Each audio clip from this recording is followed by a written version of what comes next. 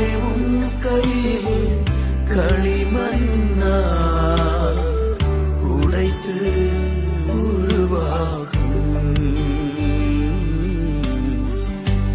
என் சித்தமல்ல உம் சித்தமானதா தருகிறே உம் கைகளே.